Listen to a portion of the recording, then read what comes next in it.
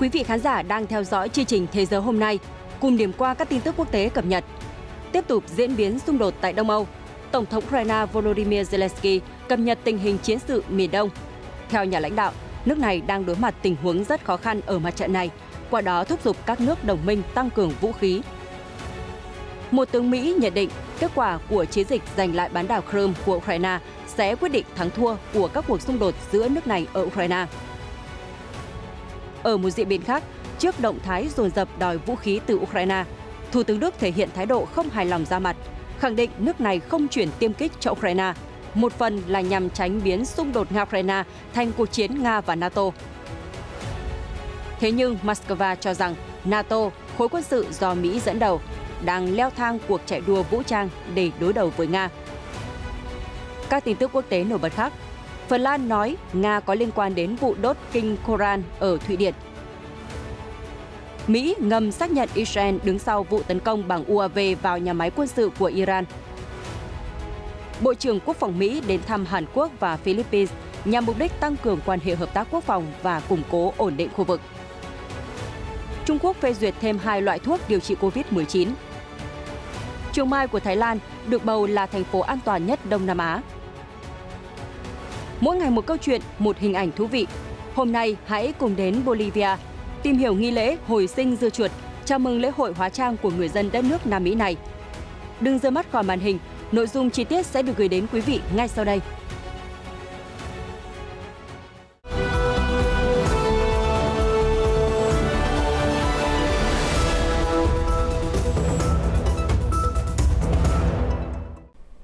Chương trình Thế giới hôm nay ngày 30 tháng 1 mở đầu với những tin tức cập nhật về diễn biến xung đột Đông Âu. Thưa quý vị, trong video phát biểu mới nhất, Tổng thống Ukraine Volodymyr Zelensky cho biết tình hình chiến trường miền Đông đang rất khó khăn, do đó quân đội Kiev cần nguồn cung cấp vũ khí đến nhanh hơn để đối phó với các đợt tấn công của Nga. Ông Zelensky nói rằng Bakhmut, Vuhledar và các khu vực khác ở tỉnh Donetsk liên tục hứng chịu làn đạn của quân Nga. Theo nhà lãnh đạo Ukraine, quân đội Moscow đang cố gắng làm cạn kiệt lực lượng Kiev về mọi mặt, nên nguồn vũ khí của các đồng minh phải nhanh chóng đến Ukraine. Ông Zelensky cũng đề cập đến việc Nga không nên được phép trở lại Thế vận hội. Ông tuyên bố nếu vận động viên của Nga tham gia vào Thế vận hội Paris 2024, điều đó có nghĩa là những hành động của Moscow ở Ukraine trong thời gian qua bằng cách nào đó đã được chấp nhận, hay thế giới đang nhắm mắt làm ngơ trước những gì xảy ra ở Kherson, Kharkiv, Bakhmut và Avdiivka. Ông Zelensky nhấn mạnh, người Nga không được phép sử dụng bất kỳ sự kiện thể thao nào để tuyên truyền cho chiến dịch quân sự đặc biệt. Trong cuộc phỏng vấn mới đây với Insight, Trung tướng Ben Hodges, người từng chỉ huy quân đội Mỹ ở châu Âu, nhận định rằng việc Ukraine giành lại bán đảo Crimea sẽ mang tính chất quyết định trong xung đột giữa nước này với Nga. Ông Hodges nói rằng địa điểm phân thắng bại cho cuộc chiến này là bán đảo Crimea. Chính phủ Ukraine hoàn toàn hiểu rõ mục tiêu của mình là không để Nga kiểm soát hoàn toàn Crimea. Theo ông Hodges, Ukraine sẽ không bao giờ an toàn để xây dựng lại nền kinh tế khi lực lượng Nga vẫn còn hiện diện ở Crimea. Trong vài tháng tới, Ukraine sẽ thiết lập các điều kiện để cuối cùng giải phóng bán đảo. Ông Hodges nhấn mạnh rằng quân đội Kiev rất cần vũ khí tấn công có độ chính xác cao tầm xa như tên lửa ATACMS và hệ thống pháo phản lực HIMARS. Những vũ khí này có thể giúp Ukraine đánh bật quân đội Moscow ra khỏi Crimea.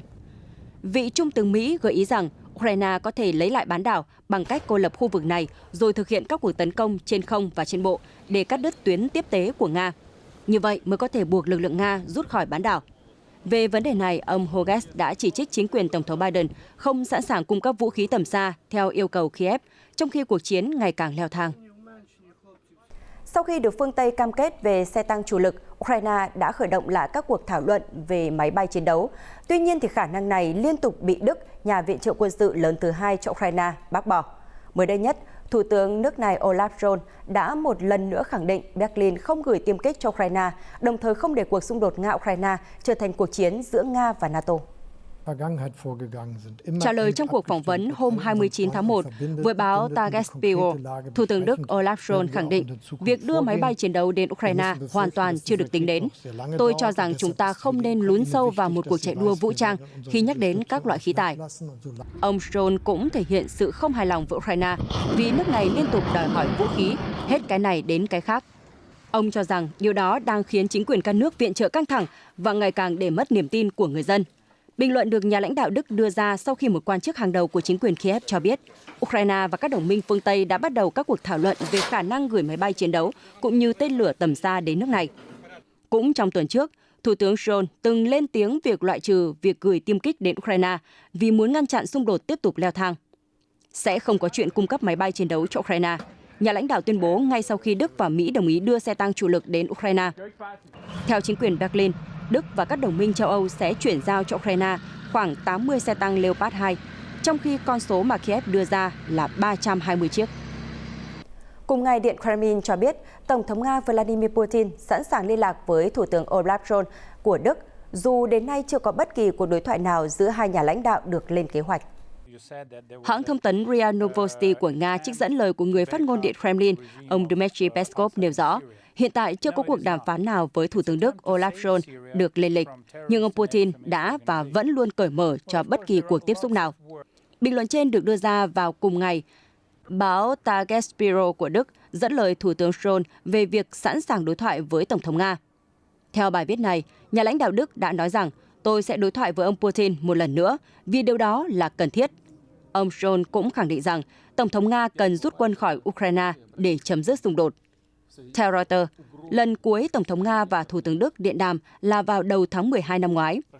Đến nay, phía Thủ tướng Đức chưa có bình luận về phát ngôn của Điện Kremlin. Hiện nhà lãnh đạo này đang có chuyến công du Nam Mỹ. Gần đây, mối quan hệ giữa Moscow và Berlin đã lao dốc sau khi Đức đồng ý cho xe tăng Leopard 2 do nước này sản xuất hiện trên chiến trường Ukraine, một động thái đã khiến Nga tức giận. Trước đây, Moscow từng nhiều lần chỉ trích phương Tây viện trợ quân sự cho Ukraine vì cho rằng điều này chỉ khiến xung đột thêm kéo dài và làm gia tăng nguy cơ Nga-NATO đối đầu trực tiếp. Theo Viện Kinh tế Thế giới Kiel, Đức là nhà tài trợ quân sự lớn thứ hai cho Ukraine trong cuộc xung đột với Nga sau Mỹ. Cũng trong ngày 29 tháng 1, một nhà lập pháp của Nga đã tố NATO, khối quân sự do Mỹ dẫn đầu, đang leo thang cuộc chạy đua vũ trang không phải vì hòa bình hay bất kỳ cuộc đàm phán nào, mà để tiếp tục tình trạng bất ổn địa chính trị nhằm làm suy yếu Nga. Trong bài đăng trên Telegram, Chủ tịch Ủy ban Đối ngoại của Hạ viện Nga, ông Leonid Slutsky bày tỏ quan điểm, chúng ta nên rõ ràng một điều rằng Tổ chức Hiệp ước Bắc Đại Tây Dương đang củng cố quốc phòng và leo thang cuộc chạy đua vũ trang để đối đầu Nga thay vì đấu tranh cho tự do. Nhưng việc tiếp tục một cuộc chơi cố chấp như vậy với một cường quốc hạt nhân là cực kỳ nguy hiểm và là một mối đe dọa đối với tất cả mọi người. Vị quan chức cũng lưu ý, phương Tây đang gửi những tín hiệu mang tính cạnh tranh rõ ràng. Một mặt, họ nói không muốn gây thêm căng thẳng ở Ukraine và phản đối việc kéo NATO vào xung đột. Nhưng mặt khác, các quan chức NATO lại tuyên bố rằng khối đã sẵn sàng cho một cuộc đối đầu trực tiếp với Nga. Ngoại trưởng Đức Annalena Baerbock từng nói về một cuộc chiến chống Nga. Vào thời điểm đó, không có bất kỳ sự phản ứng nào từ phía châu Âu đối với bình luận này, ông Slutsky bổ sung. Cũng trong bài đăng, vị Chủ tịch Ủy ban Đối ngoại Hạ viện Nga còn nhận định rằng, trên thực tế, gần như tất cả các quốc gia NATO đã nhúng tay vào quá trình làm leo thang cuộc xung đột ở Ukraine bằng cách cung cấp vũ khí, đạn dược cho Ukraine. Vấn đề hiện nay là liệu họ có thừa nhận điều này hay không? Trong khi đó, Ngoại trưởng Ba Lan, ông Radoslav Sikorski hôm 29 tháng 1 đã chỉ ra vấn đề lớn hiện tại của Ukraine. Cụ thể, vị này cho rằng Ukraine không thể đạt được sự thịnh vượng kinh tế dù có khởi đầu thuận lợi, vì trong tình trạng tham nhũng tràn lan và ảo tưởng về việc trở thành một nước tham gia vào chủ nghĩa toàn cầu. Trong một cuộc phỏng vấn với tạp chí Kritika Polityna, ông Sikorski nhận định giới tinh hoa Ukraine đang lãng phí thời gian. Ukraine đang che giấu tình trạng tham nhũng trầm trọng và muốn chơi một trò chơi lớn với Mỹ, Nga, châu Âu và Trung Quốc. Ông Sikorski cho biết, sau khi Liên Xô tan rã vào năm 1991, Ukraine đã có lợi thế rất lớn so với nhiều nước thuộc khối Đông Âu cũ. Ukraine sở hữu các nhà máy hạt nhân, ngành hàng không phát triển, đất đai màu mỡ và không nợ nần. Tuần trước, ông Sikorski tiết lộ rằng chính quyền Warsaw đã cân nhắc chia cắt Ukraine trong thời gian đầu xung đột nổ ra. Tuy nhiên, Thủ tướng Ba Lan Mateusz Morawiecki đã kịch liệt bác bỏ cáo buộc này và cho rằng ông Sikorski đang hành động giống như một nhà tuyên truyền của Nga. Theo RT, Ukraine từng là nền kinh tế lớn thứ hai trong khối Liên Xô cũ, nhưng lại là quốc gia nghèo nhất châu Âu tính theo GDP bình quân đầu người năm 2020. Lý do chính khiến nền kinh tế Ukraine trì trệ là nạn tham nhũng tràn lan. Theo chỉ số nhận thức tham nhũng của Tổ chức Minh bạch Quốc tế năm 2021, Ukraine xếp hạng 122 trong số 180 quốc gia. Cùng năm đó, Freedom House, tổ chức phi lợi nhuận ở Mỹ, đã mô tả nạn tham nhũng ở Ukraine là bệnh dịch. Một số thông tin đáng chú ý khác về xung đột Nga-Ukraine. Theo Kiev Independent, Tổng thống Ukraine Volodymyr Zelensky hôm 29 tháng 1 viết trên Twitter rằng ông đã có cuộc điện đàm với ông Petr Pavel, Tổng thống mới đắc cử của Cộng hòa Séc, và mời nhà lãnh đạo này đến thăm Ukraine. Trên cương vị cá nhân, tôi chúc mừng ông Petr Pavel đã giành chiến thắng trong cuộc bầu cử Tổng thống Cộng hòa Séc. Cảm ơn ông và người dân Cộng hòa Séc vì sự ủng hộ vững chắc dành cho đất nước tôi. Mong ông ấy sẽ đến thăm Ukraine. Ông Zelensky chia sẻ. Trước đó, Tổng thống Ukraine đã gửi lời chúc mừng ông Pavel trên Twitter ngay khi kết quả cuộc bầu cử Tổng thống Cộng hòa Séc được công bố hôm 28 tháng 1.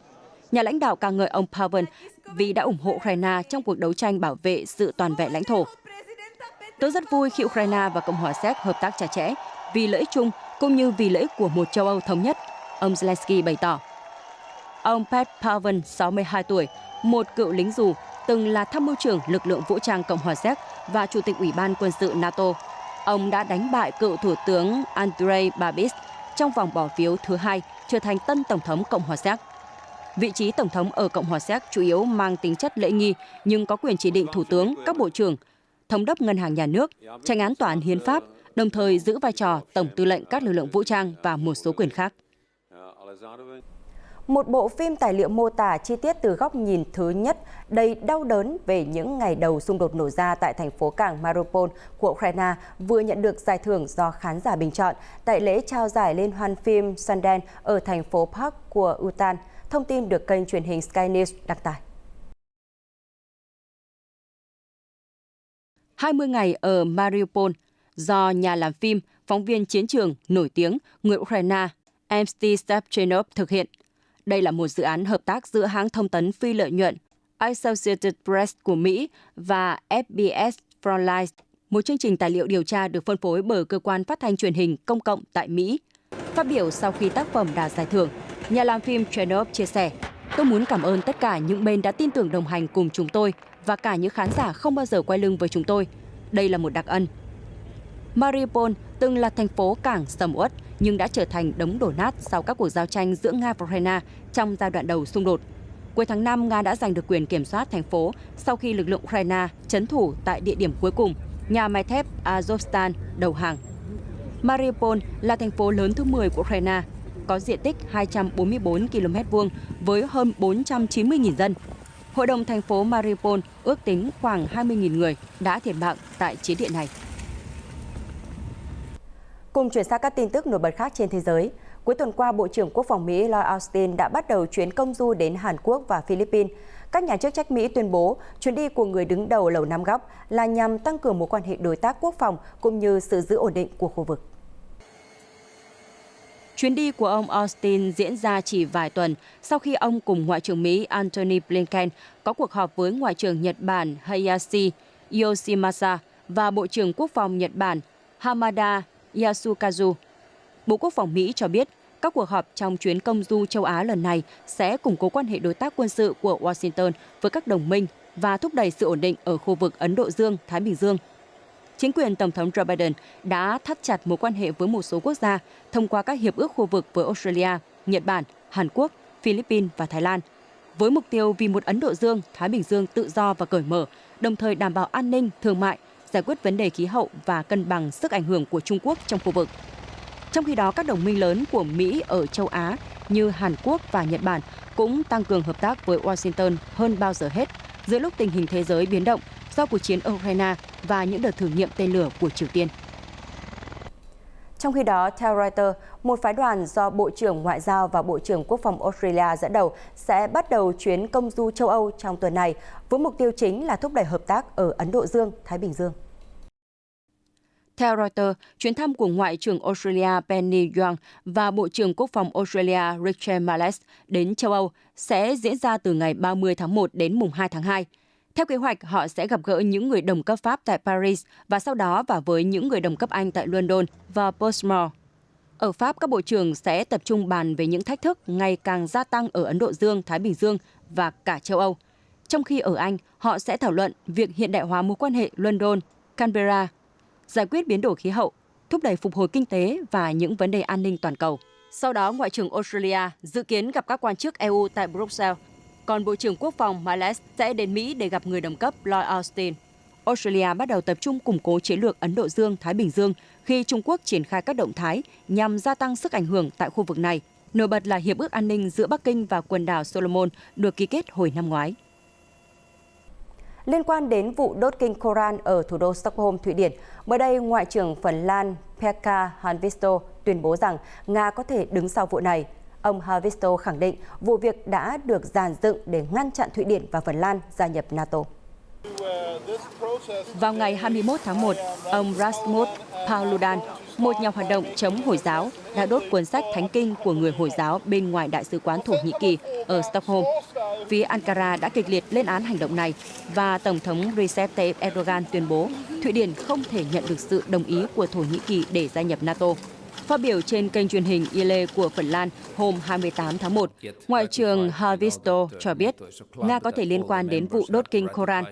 Ông nói, vấn đề này đang được điều tra. Nhiều mối quan hệ trong vòng kết nối của các nhà hoạt động đã bị phát hiện. Tôi vẫn chưa chắc chắn điều gì, nhưng đã có dấu hiệu cho thấy đây là hành động cố ý ngăn chặn hai nước gia nhập NATO. Đáp lại lời nghi ngờ của ông Haavisto, người phát ngôn Bộ Ngoại giao Nga, bà Maria Zakharova cho rằng thật kinh tởm khi bắt Moscow chịu trách nhiệm về vụ đốt kinh Koran. Phần Lan và Thụy Điển đã từ bỏ các chính sách trung lập và cùng nộp đơn xin gia nhập NATO vào năm ngoái do lo ngại hoạt động quân sự đặc biệt của Nga ở Ukraine. Truyền thông thế giới trong cuối tuần qua cũng đặc biệt quan tâm đến vụ việc cơ sở quân sự của Iran bị tấn công bằng máy bay không người lái vào ngày 29 tháng 1. Mới đây, các quan chức Mỹ nói rằng dường như Israel là bên đứng sau vụ tấn công này. Ngoại trưởng Iran, ông Hossein Amir Abdollahian đã lên tiếng chỉ trích và khẳng định đây là hành động hèn nhát nhằm tạo ra sự bất an bên trong Iran.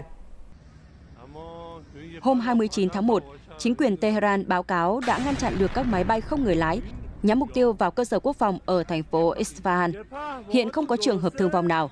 Truyền thông Iran đã công bố một đoạn video cho thấy trên bầu trời đã xuất hiện tia sáng, sau đó các lực lượng khẩn cấp đã đến hiện trường. Tehran cũng chưa xác định chính xác mức độ thiệt hại sau vụ tấn công. Truyền thông nhà nước Iran trích dẫn phát biểu của nhà lập pháp Hossein Mirey cho biết Israel đã đứng đằng sau vụ việc. Tờ The Wall Street Journal dẫn lời một số quan chức Mỹ giấu tên cho biết Israel đã thực hiện vụ tấn công. Một nguồn thạo tin cũng nói với Reuters rằng Israel dường như đã đứng sau vụ việc, đồng thời các quan chức Mỹ khẳng định Washington không có bất kỳ liên quan nào đến vụ tấn công ở Iran. Tuy nhiên, phía Israel vẫn chưa lên tiếng phản hồi về thông tin này. Trong khi đó, Ukraine, quốc gia thường xuyên cáo buộc Iran cung cấp máy bay không người lái cho Nga sử dụng ở chiến trường Đông Âu. Cố vấn Tổng thống Ukraine, ông Mikhailo Podolyak đã viết trên Twitter, một đêm bùng nổ ở Iran, rõ ràng chúng tôi đã cảnh báo họ. Ngày 29 tháng 1, 3 máy bay không người lái đã nhắm mục tiêu vào cơ sở quân sự ở Isfahan. 2 trong số đó đã bị Iran bắn hạ, một chiếc còn lại đã đâm vào nhà máy và làm vỡ một phần trên mái vòm. Nhà máy của thành phố Isfahan nằm cách thủ đô Tehran 350 km về phía nam. Đây là nơi đặt căn cứ không quân của phi đội máy bay chiến đấu F-14 do Mỹ sản xuất và trung tâm nghiên cứu sản xuất nhiên liệu hạt nhân. Ngoại trưởng Amir Abdollahian tuyên bố những đợt tấn công này sẽ không ảnh hưởng đến mục tiêu năng lượng hạt nhân hòa bình của Iran. Liên quan đến chính trường Mỹ, trong sự kiện vận động tranh cử mới đây, cựu Tổng thống Mỹ Donald Trump tuyên bố việc Thống đốc bang Florida Ron DeSantis tham gia tranh cử vào năm 2024 là một hành động không trung thành. Tại 2 tiểu bang New Hampshire và South Carolina, ông Trump đã khởi động chiến dịch tranh cử Tổng thống năm 2024. Trong cuộc phỏng vấn với AP News sau đó, ông Trump đã chỉ trích ngôi sao đang lên của Đảng Cộng hòa Ron DeSantis giữa lúc nhân vật này được đồn đại là sẽ đối đầu với ông Trump tranh vị trí đại diện Đảng Cộng hòa tham gia cuộc đua vào Nhà Trắng. Ông Trump một lần nữa nhấn mạnh vị thế dẫn đầu và sức ảnh hưởng của mình. Ông nói, nếu DeSantis tham gia tranh cử thì cũng tốt thôi, tôi vẫn đang tiến lên. Ông ấy có thể làm những gì mình muốn, nhưng tôi nghĩ đó sẽ là một hành động không trung thành, vì chính tôi là người đã từng ủng hộ ông ấy. Năm 2018, ông Trump đã tán thành ứng viên DeSantis, đại diện cho Đảng Cộng hòa tham gia cuộc đua vào vị trí thống đốc bang Florida. Mới đây, hàng trăm nhà hoạt động bảo vệ môi trường ở Cộng hòa Albany đã tổ chức biểu tình tại địa điểm xây dựng sân bay mới để phản đối hoạt động xây dựng gần khu vực sinh sống của các loài chim ở phía nam đất nước. Theo Reuters, dự án sân bay mới được xây dựng để thúc đẩy du lịch địa phương. Tuy nhiên, các nhà hoạt động môi trường cho rằng việc này sẽ gây nguy hiểm cho khu bảo tồn với 200 loài chim, trong đó có cả chim hồng hạc và bồ nông. Đầm phá Virgonat có khung cảnh đẹp như tranh vẽ, nằm gần bờ biển Adriatic của Albany. Đây là điểm dừng chân của nhiều loài chim trong những chuyến di cư hàng năm của chúng giữa châu Âu và châu Phi. Chính phủ Albany đang xây dựng một sân bay chỉ cách bờ biển Adriatic 5 km. Một hướng dẫn viên du lịch địa phương có mặt trong buổi biểu tình đã có những chia sẻ với Reuters. Nhiều người nghĩ rằng sân bay này sẽ mang lại sự phát triển, nhưng thực tế sân bay sẽ chỉ mang lại sự hủy diệt. Tôi phản đối việc xây dựng sân bay trong khu vực cần được bảo tồn. Liên minh châu Âu cho biết, dự án sân bay được Albany dự kiến hoàn thành vào cuối năm 2024 đã thực hiện trái với pháp luật quốc gia và luật quốc tế về bảo tồn đa dạng sinh học. Ủy ban của Công ước Bern về bảo vệ động vật hoang dã và môi trường tự nhiên của châu Âu đã yêu cầu chính quyền Albany đình chỉ việc xây dựng sân bay. Trong khi đó, tại châu Á, Cục Quản lý Dược phẩm Quốc gia Trung Quốc NMPA hôm 29 tháng 1 thông báo phê duyệt 2 loại thuốc nội địa để điều trị COVID-19 là SIM0417 và VV16, thông tin được Reuters đăng tải. Theo thông báo của NMPA, 2 loại thuốc điều trị COVID-19 dạng uống trên có thể sử dụng cho bệnh nhân ở độ tuổi trưởng thành, có các triệu chứng COVID-19 từ nhẹ đến trung bình. Người bệnh khi uống thuốc cần có hướng dẫn của bác sĩ. Cyanmycin hoạt động theo cơ chế nhắm vào các enzyme 3CL có vai trò quan trọng trong quá trình sao chép và trong vòng đời của các chủng virus corona, trong đó có SARS-CoV-2. Thuốc này là sản phẩm của tập đoàn dược phẩm Simcare, có trụ sở tại Nam Kinh, phối hợp với Viện Nghiên cứu Dược phẩm Thượng Hải và Viện Virus học Vũ Hán trực thuộc Viện Nghiên cứu Khoa học Trung Quốc. Trong khi đó, VV116 được phát hiện bởi công ty Shanghai Vineman Biocastic và một số cơ sở nghiên cứu khác tại Thượng Hải.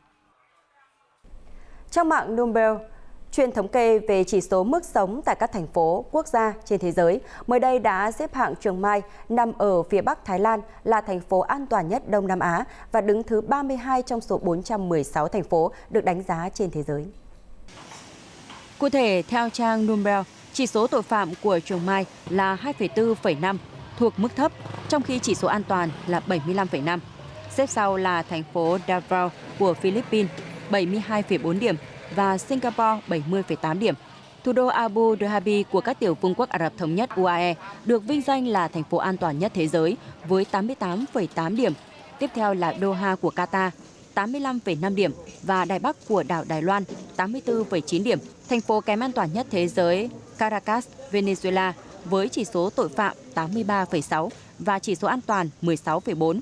Phát ngôn viên chính phủ Thái Lan Anucha Buraticharri cho biết, Thủ tướng Prayut Chan-o-cha vui mừng khi một thành phố của Thái Lan được đánh giá cao về mức độ an toàn.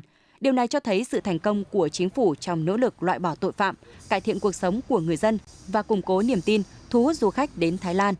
Chiang Mai cách thủ đô Bangkok 800 km về phía Bắc. Do nằm trên vùng có địa hình đồi núi gần như cao nhất Thái Lan, nơi đây có khí hậu tương đối mát mẻ và có nhiều công trình kiến trúc đặc sắc cùng cảnh quan thiên nhiên hùng vĩ. Trong thánh lễ được cử hành bên ngoài quảng trường Thánh Peter ở Vatican, Đức Giáo hoàng Francis đã đề cập đến cuộc giao tranh ở vùng bờ Tây và những căng thẳng dâng cao ở khu vực Jerusalem thời gian qua, dẫn đến cái chết của hàng chục người, đồng thời kêu gọi hòa bình trong khu vực.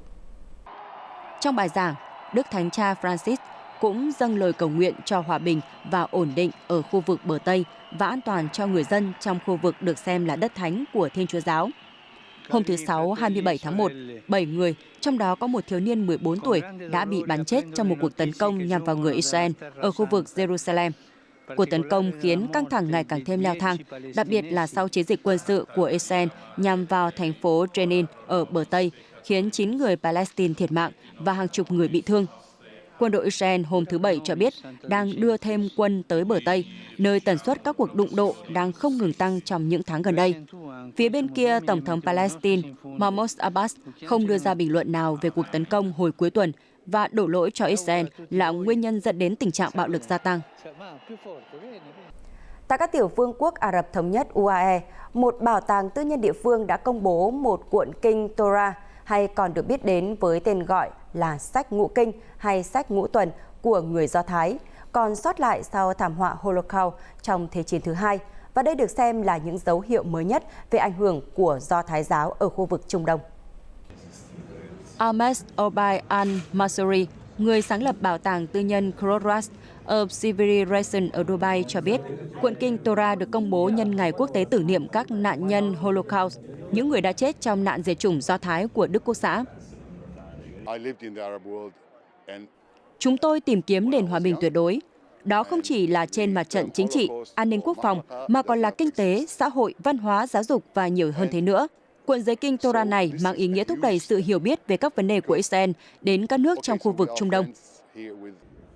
Hiện vật này được bảo tàng Memorial Scrolls Trust cho mượn vĩnh viễn. Trước đó, bảo tàng ở Vương quốc Anh đã nỗ lực sưu tầm hơn 1.000 cuộn kinh thánh Do Thái thất lạc từ thảm họa Holocaust. Kể từ khi củng cố và thiết lập quan hệ với các quốc gia Ả Rập trong khu vực, Israel đang cố gắng tăng cường sự hiểu biết về Do Thái giáo với các nước đồng minh, trong đó có UAE, Bahrain, Maroc và Sudan, theo một hiệp ước do Mỹ làm trung gian có tên gọi là Hiệp định Braham.